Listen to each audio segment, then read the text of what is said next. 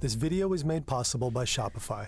LEGO is a global super brand, a system of thoroughly standardized building bricks marketed worldwide and controlled meticulously down to the tiniest detail. The once small Danish family workshop long ago grew into the largest toy manufacturer on the planet. A multi-billion-dollar company with decades of nearly non-stop revenue growth. But alongside that success, something else has been growing: frustration. More and more fans are accusing LEGO of abandoning its roots, overpriced licensed sets, an increasingly aggressive branding policy, an army of lawyers ready to pounce, color inconsistencies, declining quality. One of the questions that I get a lot is that LEGO keeps increasing prices and decreasing quality. Needless to say, this set was definitely overpriced. LEGO in 2025 reached an all-time high regarding prices. Is LEGO getting too expensive? How did LEGO get so big? Chat, was it always And expensive why though, or are they not? suddenly getting so much hate? Game begin. It kind of wasn't that much, and then it was, and now it is that much. I think it's a good way I would put it.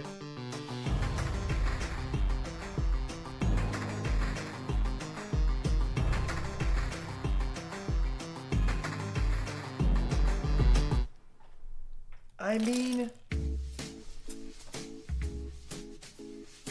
LEGO's story begins here, in a small carpentry workshop in Billund, Denmark.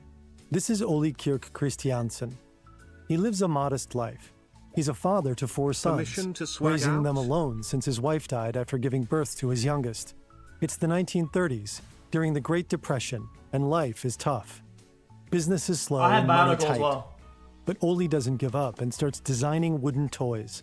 His miniature products start to sell, well enough that he ends up shifting his entire business to making them. In 1936, he picks a fitting name for his thriving enterprise. In Danish, "leg godt" means play well, a phrase which ends up becoming LEGO. His sons are always at his side, helping out wherever they can. One of them is especially That's kinda involved, cool. Gottfried. He quickly becomes indispensable. At age 12, he's already keeping the company's books. At 14, he quits school and becomes an apprentice carpenter. Over time, he gets more and more involved in the family business. Then World War II breaks out, No. but LEGO holds up surprisingly well. In dark times like these, children need toys more than ever. In the 1940s, Ole begins experimenting with a new material: plastic. After the war, he buys a British injection molding machine. He's curious what he can do with it and starts playing around. The machine comes with a set of sample pieces, including these stackable building blocks. They were designed by a British toy maker named Hilary Page, founder of the company Kitacraft. What, he just yoinked it? He also holds the right to the design of these studded bricks. Ole is fascinated by them. He makes a few subtle tweaks. He straightens out the rounded corners, flattens the studs on top, and slightly adjusts their size. Then in 1949, he and his family released the first brick set of their own, the so-called automatic binding bricks. Ole designed them to be a well-made, durable, and well-thought-out toy at a reasonable price. Not a luxury item. Since Page's patent only applies in the UK, Ole's set isn't violating any Danish laws. Evidently, LEGO took inspiration from toy bricks designed by someone else. But fast forward 7 years, Inspiration? the company is mercilessly sending cease and desist letters to anyone attempting to do the same. Passt mal auf. Ich habe einen Brief bekommen. For this video, we talked to German content creator Thomas Panke. He runs a popular YouTube channel about building brick sets and has become one of LEGO's fiercest critics. He actually started out as an official LEGO retailer. His original logo featured a studded brick silhouette, but when he tried to register it as his own trademark, LEGO's lawyers came knocking. Wait, what? A legal battle ensued over his branding and using the word LEGO as a generic term for building bricks. He was eventually forced to change his logo and walked away from working with the company. Wait. What? He was eventually Well, it forced makes sense. I mean, dude, really? The logo? I mean, dude, bro, it looks more like a castle. to change his logo and walked Also, away you cannot from working with the trademark company. a brick-looking thing. Like, Generally, stupid. LEGO doesn't want other manufacturers of interlocking plastic toy bricks to use the word LEGO to advertise their products. If the name were to become a generic term for these bricks, including low-quality ones, then that could damage the company's reputation. LEGO might no longer be able to clearly set itself apart from its competitors. Also die wollen ja alleine sein im Markt. Und dann möchtest du nicht, dass andere auch Lego genannt werden, dass man Gattungsbegriff ist, sondern man möchte die Einzigen sein. In a worst-case scenario, LEGO becoming a generic term could cost the company its trademark protection. So LEGO doesn't just go after YouTubers. They also sue other businesses. A Dutch manufacturer of concrete blocks described its studded block system as comparable to Lego bricks on its website. Well, LEGO don't do noticed that. and sued in 2025, Well, don't do that. explicitly demanding they stop using the word Lego in connection with their products. The construction company argued that Lego suffered no real damage. After all, no 8-year-old child had ever been spoiled by his parents with a 2,500-kilo concrete block because they had asked for Lego. You'd be But a surprised. Dutch court eventually ruled in Lego's favor. The construction company can no longer use the name Lego on its website. They could have saved themselves all the money of court, whatever, by just changing the website, removing one word. LEGO is doing everything in their power to protect their brand. Other YouTubers we talk to think you can't blame them for operating just like any other large company. This might not sit right with some, because they still view LEGO as a traditional family business, responsible for cherished childhood memories. But in truth, the company long ago transformed into a global corporation, with an appropriately sized legal team. Well, yeah, I mean, they're massive. For decades, LEGO has fought to control its identity while turning into this empire. It's a dilemma modern founders face too. How do you scale sustainably while staying in control? That's where today's sponsor, Shopify, comes in. Chat. Sell where people shop by... Chat, hold on. Chat, guys, I could script cinema. Chat, next movie, hold on now. Nintendo, known for suing everybody, and Lego suing everybody. Nintendo takes the Titans battle against Lego for their infringement over the Lego game that is literally a copy of Mario Party. Lego Party, exact same game mode. Everything is the exact same thing. And they put Lego on it. If I was Nintendo, I could never. I would take the fight right meow. Like, come on, bro. This is the biggest 1v1 in the history of lawsuits. Megacorp, which hasn't always been like this. By the 1950s, Oli's son Gottfred is taking over more and more responsibility at the company. Their He teammates? officially renames the product Lego Bricks, and he comes up with a groundbreaking idea. Back then, their bricks still looked like this. They're now completely hollow and have these little slits on the side. They can be stacked, but don't actually interlock. Taller towers could still collapse easily. So Gottfred incorporates these little hollow tubes into the brick's underside. On January 28, 1958, he files a patent for the new design. The side slits disappear as well. The Lego brick as we know it today is born. Not bad, A buddy. few weeks later, Gottfred's father Oli passes away. But the founder's death doesn't slow down the family business. If anything, this is the moment Lego really starts taking off. Gottfred pins down the 6 guiding principles of Lego and distributes them to retailers. The toy has to be compact, reasonably priced, and durable. It's meant to be timeless, easily distributed, and suitable for all children regardless of age and gender. The new Lego boxes and building instructions illustrate what you can build, but also encourage alternate builds and creativity. I like Both that. sets can be combined with each other. The bricks you bought years ago will fit perfectly with the bricks you buy today and those you'll buy tomorrow. Gottfred calls it the Lego system in play. Yo, that looked nice. Lego is here.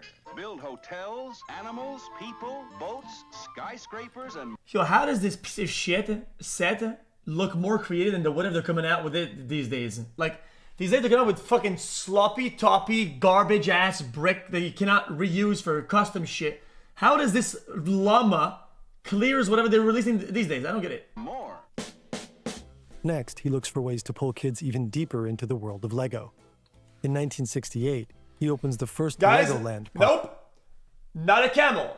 Camel, 2 lumps, 1 lump, dromedary. 2 lumps, camel, 1 lump, dromedary. Remember that. Park in Billund. It's a passion project for him and a milestone for the brand. He also expands his vision of Lego's audience. So far, the company's been primarily targeting kids in elementary school. But in 1969, LEGO introduces the Duplo variant for younger children. It's the same system, only with bigger bricks. Gottfried believes that kids don't need endless amounts of toys. They need a compatible system that lets them create new worlds over and over. Just like his father Oli, he focuses on quality and on keeping his products affordable for as many people as possible. All we did with the bricks Today, is just make many a house. LEGO products are expensive. Roughly $280 for this Beauty and the Beast castle. Sweat house like Minecraft. $330 for a river steamboat.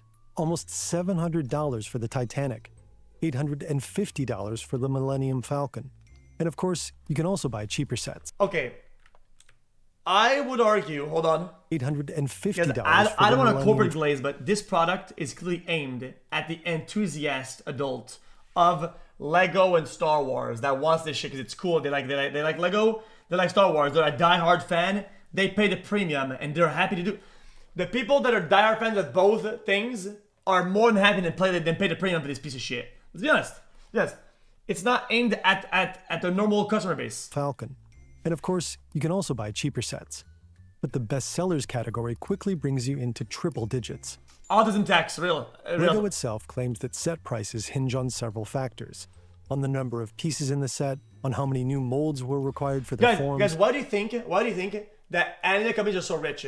Because they apply the autism tax to the maximum premium. Because they know that most of the people that watch their shit and consume their shit are massive autists and will pay whatever the fuck. And a lot of these guys are rich and they will pay the price. They set their shit at like 20% fucking premium and they buy it. And on the cost of licensing characters from other brands and companies. This crawler crane, for example, is a licensed product from the German-Swiss equipment manufacturer Liebherr. It's part of the LEGO Technic line, has 2,883 pieces, and will cost you $700. To be fair, big sets are more expensive. That looks licensed fucking... sets even more so. That looks hard, though. That looks hard. Sets are more expensive, licensed sets even more so. And it's also explicitly marketed as for adults. If you break the set down to price per piece, you're paying about 24 cents per element. That ratio isn't the perfect metric. It doesn't factor in things like minifigures, which can increase a set's value. It also doesn't reflect the complexity of the build. Still, the price per piece ratio helps compare sets against each other. The Millennium Falcon works out to about 11 cents per piece. But this Star Wars set has many fewer parts and comes in at 18 cents per piece. And this bonsai tree has no license, only around 470 pieces, and comes in at 12 cents per piece. What a piece of shit. LEGO's pricing isn't exactly consistent by this metric, but it's still fair to say that licensed sets generally tend to be more expensive than non-licensed sets. And, on average, sets today do cost more than they did 10 or 20. I think it depends on the intricacy of how they have to make the pieces and how unique in color, shape, and what type of machinery they need to use to make the molds and shit, probably, no? Years ago. But the average number of pieces has also gone up. Adjusted for inflation, LEGO's average price per piece has stayed relatively stable. Many modern sets are far more intricate and complex. That means the individual pieces are often smaller. The real key is that LEGO specifically tailors its pricing to different target groups. Yeah. Kids mostly see a toy. Parents see a gift that feels both safe and familiar. But other adults see collectibles. No matter how expensive a LEGO set is, there always seems to be a market for it. But it took a long time before the company could charge prices like this. In the 70s, the company begins to realize its strongest USP isn't the design of the bricks. It's the worlds you can build with them. Huh? Gottfried's son, Kjell Christiansen, will be the one to turn LEGO into a he globally like, competitive brand. like his a vampire. father, Kjell grows up inside the family business. He also ends up gradually taking on more and more responsibility. And during the 70s, Dracula. he comes up with one brilliant idea after another. Up until now, LEGO sets have been rather simple. The product range consists mostly of houses and vehicles. But now, Kjell introduces themed sets. Wait! No, I didn't have that. Entire worlds for kids to dive into. Okay. I think I had this one. Oh my god. I had this one, that one. I had these trees. And get creative. And with them come the new minifigures, which are still patented by LEGO today. They're LEGO's answer to German competitor Playmobil. The I minifigures had instantly some of make these. every build feel more alive. You can fly through space with Guys, we were, listen. Now I grew up rich. My dad was kind of rich when I was born at 0-year-old, and then lost his job when I was 1-year-old. So all the toys that he had bought me and my brother, right? We had onwards, but we didn't get much new shit. Like the space after cruiser that we were broke. and invent adventures for its crew. You can lead brave knights into battle at a medieval castle, play with Lionel Lion and his friends at Fabuland, or set sail with a pack of reckless pirates. And if your parents are willing to splurge, you can bring all of it together in one integrated world. In 1977, LEGO introduces its Technic series, more complex builds with I know gears, about those. axes, and motors. The sets explicitly target older kids and teenagers. In 1979, Kill officially takes over. Fake 2 years story. later, LEGO retroactively secures all rights to the Kitacraft bricks and trademark. Kill strengthens LEGO's position in the European market, and in the US, he gives the brand a major boost in visibility through a partnership with McDonald's. Soon, almost every family home has the iconic messy bin overflowing with LEGO pieces. The brand's meteoric rise coincides with the peak years of the baby boom and that generation's children. LEGO's Chad, did you do that? revenues skyrocket during much of the 80s. Soon the company employs Yo, 5,000 I'm looking for the people I'm looking for a worldwide, wheel. and it just keeps on growing. But then come the 90s. As children across the world are busy fiddling with Game Boys and feeding Tamagotchis, LEGO fears its colored bricks might not keep up. The company responds by tripling production within just 4 years, and by desperately trying to keep up with the times, LEGO aggressively expands its portfolio. It introduces clothing lines, jewelry, and opens new Legoland theme parks in England and the US. The brand even takes a shot at video games. Yo, that game was hard.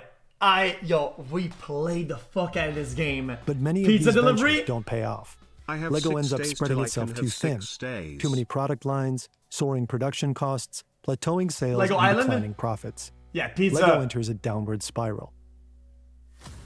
In 1998, the company reports its first ever loss. But a year later, Star Wars Episode I: The Phantom Menace hits theaters, and LEGO announces an exclusive licensing partnership with Lucasfilm. The Star Wars sets are an instant hit. Suddenly, fans can take home pieces of their favorite universe, rebuild it, and reenact iconic scenes. Yeah, I didn't have those. In the early 2000s, LEGO also launches the Bionicle Oh my God! series, Oh my which God! becomes a massive success. Oh my god, chat. I had every single one of the Series 1, Series 2, and 3.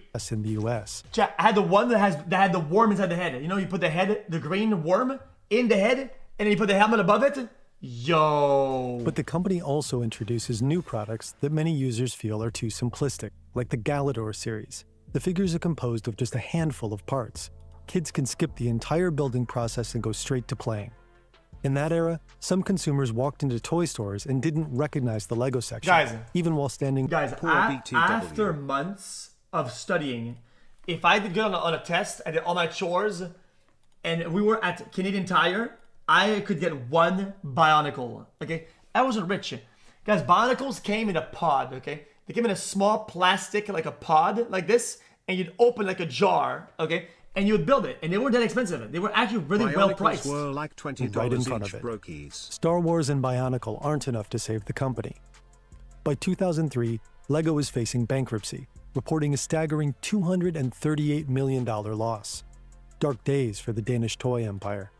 To get out of this crisis, LEGO will make a series of drastic changes, many of which will shape the company today. I have noticed and seen a lot more and more that LEGO is also unfortunately taking a couple of steps back when it comes to quality. For a long time, LEGO was synonymous with high-quality products at fair prices. But recently, more and more fans have started complaining about declining quality, especially given how expensive many sets. Yo, more fans are complaining, and it's just all fucking adults with gray hair. Like, come on, bro. One recurring critique calls out noticeable color inconsistencies between LEGO bricks. His darn eyebrow. It's the wrong color, and I'm telling you, on camera, it looks about the same as it does in real life, and to me, that's just really unacceptable. Bro, this is shit. What the gosh darn is this? I'm telling you, on camera, it looks about the same as it does in real life, and to me, that's just really unacceptable. LEGO says these variations can occur because the company is recycling old pieces to become more eco-friendly. Got this shit off of fucking Others are frustrated Alibaba. by sloppy or downgraded minifigure prints. I feel like majority of the minifigures have definitely been knocked down. Some fans feel the company is cutting corners in the wrong places. This Star Wars command shuttle costs $70 and could easily fit 2 minifigures, but comes with none.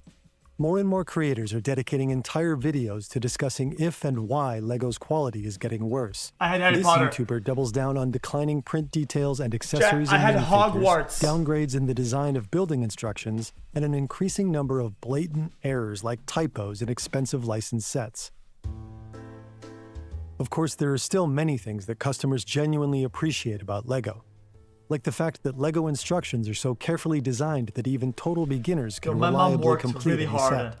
And through the years, the brand keeps launching new sets that win over the community, Not like this that. iconic scene from Star Wars Episode 6, Not that. or this double-decker bus that YouTuber Thomas Panke loves. The attention to detail reminds him of why he fell in love with LEGO in the first place. Und hier vorne ist sogar bedruckt, wo der Bus hinfahren soll. Guys, the Hogwarts had a bunch of like hidden rooms and things to spin around and changing rooms. It was the bomb. It was the Und mit best der of all kleinen time. Drehfunktion. Es ist so richtig niedlich. Das ist mein Lego. So kenne ich Lego. Das funktioniert. But since Panke has also become one of the company's fiercest critics, we asked him to walk us through some sets that truly upset him. For example, he thinks the Senna McLaren set was a cheap shot.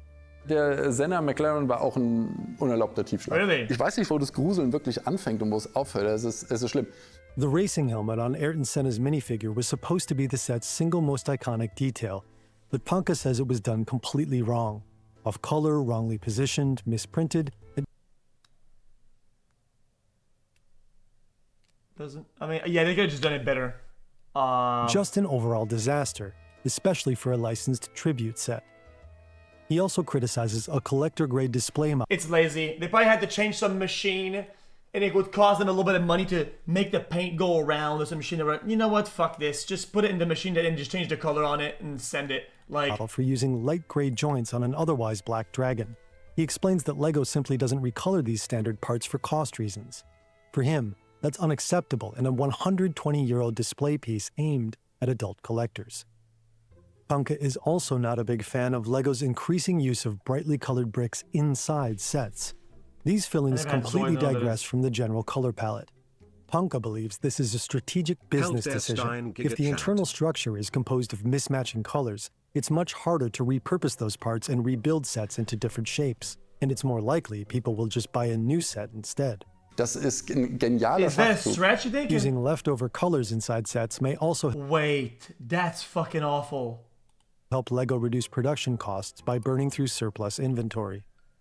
In 2025, for the first time in 10 years, LEGO released a new Simpsons set. The biggest criticism is that it relies far too much on stickers for a $200 set. Without them, the Krusty Burger would just look bland and hardly feel like Wait, a licensed stickers? product at all. This 1600 LEGO piece model will retail for $200, which, considering the average price per piece ratio on LEGO sets, makes this one overpriced. Either the IP license, some new minifigure parts. Chat, modern Legos with stickers? Dude, even in my Hogwarts set had no stickers. Definitely not prints, as 95% of decorations are stickers, are driving the price up more than it normally should. Wait, did it have stickers? I Meanwhile, don't remember. LEGO is starting to face more competition. In 1978, LEGO's patent for its building brick expired. The company tried to protect the stud and tube design through trademark law. But in 2010, the EU's Court of Justice ruled that LEGO cannot trademark the shape of its brick. What? That decision finally opened the door for other manufacturers to legally produce Mega compatible blocks. building blocks. Yo, want to Mega explore blocks. outside of LEGO and get something that's probably better value for money, then you can do so with confidence. Shout out Montreal with Liquid Carter. Panke showed us two models, one from LEGO Yo, Kick F1! and one from Chinese competitor Kata. Both sets cost the same, but Panke... Yo. 3 years away. Yo, BZ clap. This guy's got the Senna and the Kick F1. thinks the This Kata guy knows version ball. is easily He twice knows as ball, good, what can I with say? equivalent material quality but far more attention to Formula One details. Und die Leute bevorzugen das gegenüber dem. Lego tends to be significantly more expensive than its competitors. This has nothing to do with the raw material. The bricks are made of ABS plastic and low-cost material. According to Lego's 2024 annual report, costs for raw materials accounted for less than 20% of all expenses.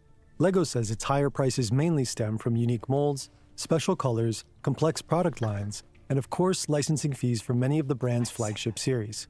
Parts of the community criticize Lego for perhaps focusing too much on marketing and too little on actual product development, and the numbers seem to back that up.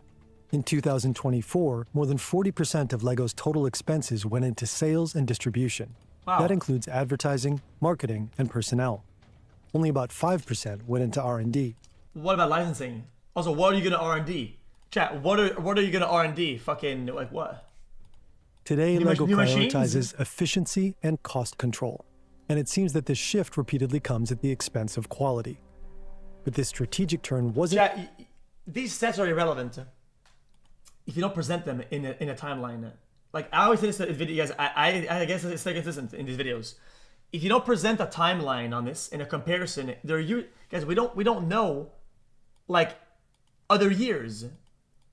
What is the distribution of the budget in the year before, in 2016? How much were they spending on R&D? Guys, if they spent 3% on R&D the last 10 years, 5% might be good. It might be an increase. So how can we know if this is good or bad? We don't know. It's not contextualized. Into R&D.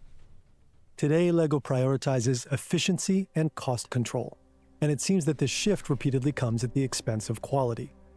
But this strategic turn wasn't initiated by a member of the founding family. Say, Brandon, the man responsible is a former McKinsey consultant. Yo, Brandon, you're crazy for some, man.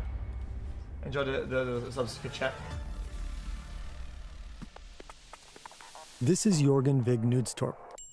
He takes over as Lego's new CEO in 2004, and the company is on the brink of bankruptcy, and he's the one to steer it back onto firm financial footing. Under his leadership, Lego sells off nearly everything outside its core business. 1,000 jobs are cut in Billund alone, and production is shifted from high-cost countries like Denmark, Switzerland, and the US to Eastern Europe and China. Lego also sells the majority stake in its Legoland theme parks.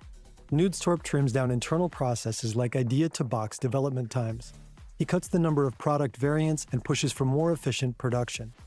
Lego refocuses on its classic building bricks and its winning formula system in play. Just 1 year into his tenure, the company is back in the black. The main reason is that Knudstorp actively targets an audience that Lego had overlooked for a long time. At that point, if they want to, let's say they want to be profitable, chat, why don't they just revert to a dramatic model and just release pretty basic sets, not too much licensing, simple bricks with cool sets that people, because a lot of people don't even have Legos. It could be a good re-entry into the market. That precise decision becomes the key to Lego's impressive turnaround. By the late 90s, more and more adult Lego fans come together on the internet. They share pictures of their builds, trade tips, and bond over a nostalgic love for the brick. They'll come to be known as AFOLs, adult fans of Lego. They start meeting at unofficial fan conventions all around the world. Up until now, Lego had primarily marketed its products to kids, but Knudstorp sees the potential in the passionate AFOL target group and starts developing more and more sets specifically for them. He also forms an AFOL engagement team. What's up? I went mountain biking. Hi, chat. Yo, chat, tell them to take this shit off. Go back, show me your shoes. Show me your shoes. No, they're your shoes. Chat, tell them to take that shit off, please. These are my inside shoes. Knock it off. Yo, that's awful. No, they're cool. Hey, guys, I went mountain biking right here in Florida. Really good. It's called Quiet Waters. Really? So you're just gonna leak where we live? Hey, you can eat this? I already ate it. That's all you ate? Yo, there's a lot of food in there. Oh, then I'll eat it. Okay, then eat it then. Leave it there. Hi, chat. So, chat, how's life going? Anybody else want to come mountain biking with me? It's cold as hell in Florida right now. God, it's cold today. It is actually. It's pretty frosty. Yes, it is. Okay, I'm going to let you go, but I'm going to come back and get this. What's with the mess? I eat it in the bed. Felix, you could at least finish the cans when you eat them. They are finished. Okay, c'est bon. So what's going on today? Not much. When's the baller starting? Tomorrow. You going to go? Yeah. Can I go? Yeah, if you want. Okay, c'est bon. I think Speed's supposed to be there, right? Yeah, I like Speed. Is Dean there? No, Dean will not be there. He's not part of the Borderless League. Who else is there? I don't know. Other people. Other people. Big celebrities, big names, like me. Oh, you're no celebrity. Get out. Okay. I've heard enough of this. Okay, love you, bye. Salut, mon amour. Bye, bye. Love you. Love you, bye. Adult fans can now submit their very own ideas for Lego. So what?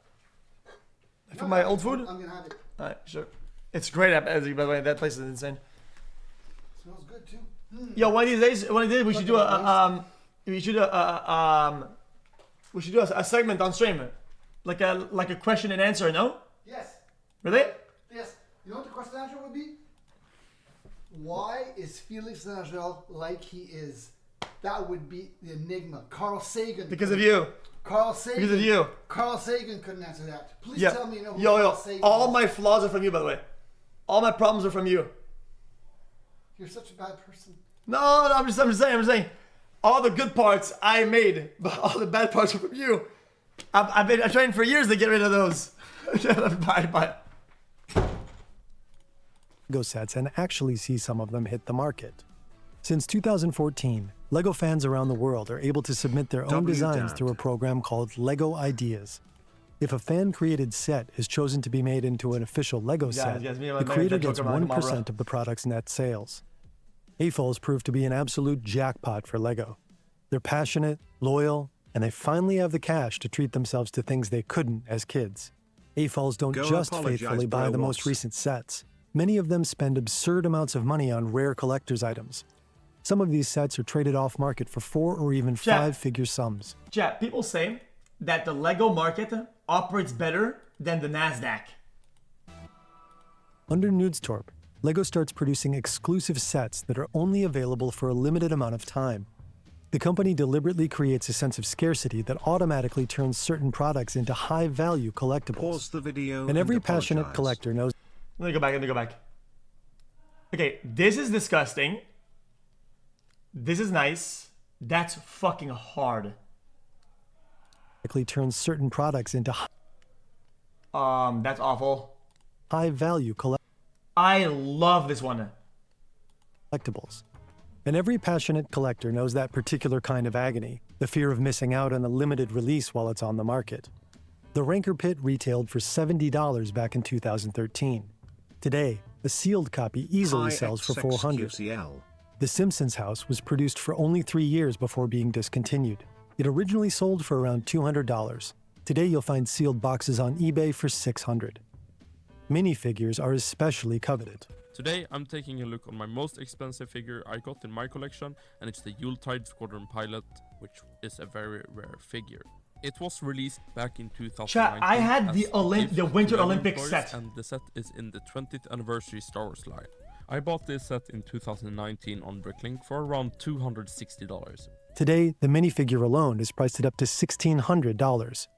Some Lego... I was rich. My stepdad worked on the production of the Winter Olympics in Salt Lake City, and he had some of the merch. Fans are such avid collectors that their basements end up resembling warehouse storage. Some do it out of pure love for the product. Others are quietly hoping that one of their sets will someday skyrocket in value. There are entire videos about treating Lego sets as investment assets. Wait, that's hard. Licensed sets have been crucial to Lego's success since the early 2000s. But Nudestorp exploits that strategy even further. Year after year, the company keeps adding more licensing partnerships. The CEO banks on the star power and built-in marketing of these partner brands.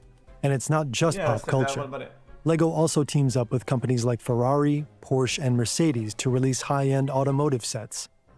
At the same time, Lego begins building its own franchises with original characters.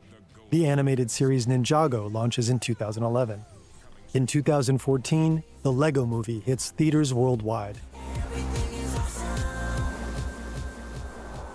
It's perfect marketing for Lego. 100 minutes of brand exposure wrapped in a fun animation blockbuster. But it's also a tribute to all the stop-motion Lego films fans have been making since the 1980s. And Chad, their best modern product is the Lego Batman games. Lego Star Wars, Lego Batman, is by far, and it's not even close either. It's like a margin of like it's like at least 10 times better. Pays off. Exposure. The movie or grosses around $470 million brand awareness. worldwide. It's the most successful animated film ever produced by Warner Lego Harry Animation. Potter goes crazy. Lego continues to churn out more movies and series over the years.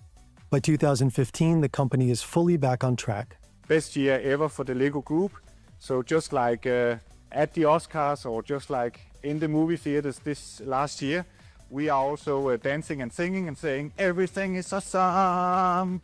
Nudesorp pulls off an impressive turnaround. Two things bring Lego out of crisis and back to the top: his uncompromising focus on economic success, and his radically honest leadership style of openly acknowledging when the company is struggling. Journalists end up calling it the Nudesorp cure, and he won't be the last McKinsey consultant to shape Lego. In 2017, Niels Christiansen takes over as CEO. Despite the shared last name, he's not part of the founding family. Oh. Like Nudesorp, Christiansen had previously worked at McKinsey. Before joining Lego, he spent years running the Danish multinational company Danfoss. Is that food? Now he's determined to take Lego to the next level. It looks like a chocolate A company. key part of his strategy is reaching even more people around the globe, mainly by pushing into new markets. No, okay. His main focus is China. For a company like us that are really interested in getting out the experiences to all kids throughout the world. Really? So China is important. With 200 million kids, of course, it's a super important market with many They kids. probably have coming their own into shit, use. low-key.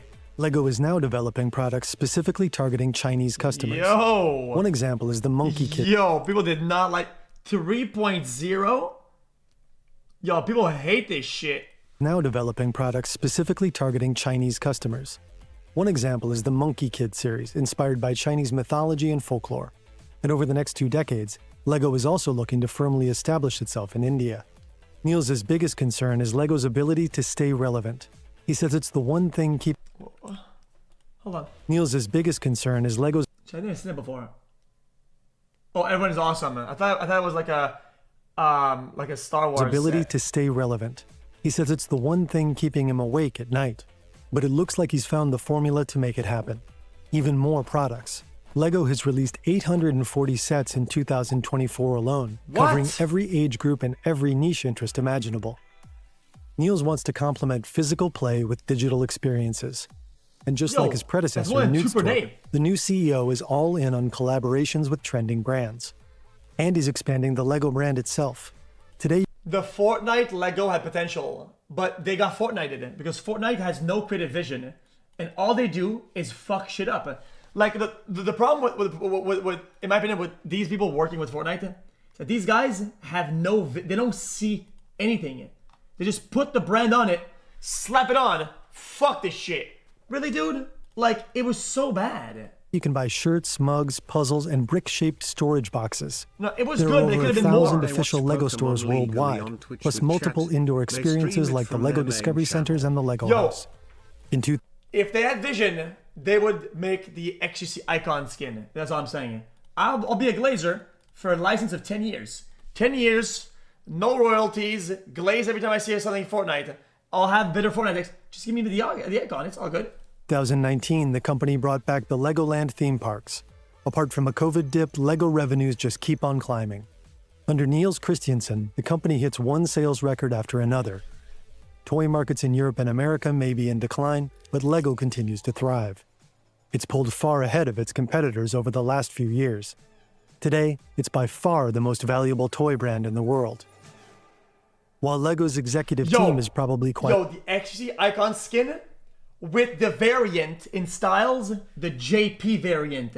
And it gives you Jean Paul from No Pixel. Holy cinema. I happy cannot. about all this. Many long-term fans are drifting away. Criticism from both customers and fans has only grown louder under the new CEO. Lego's prices feel too high and sometimes random. Overall product quality appears to be declining. And to many fans, it feels as if Lego is now focusing mostly on new target groups.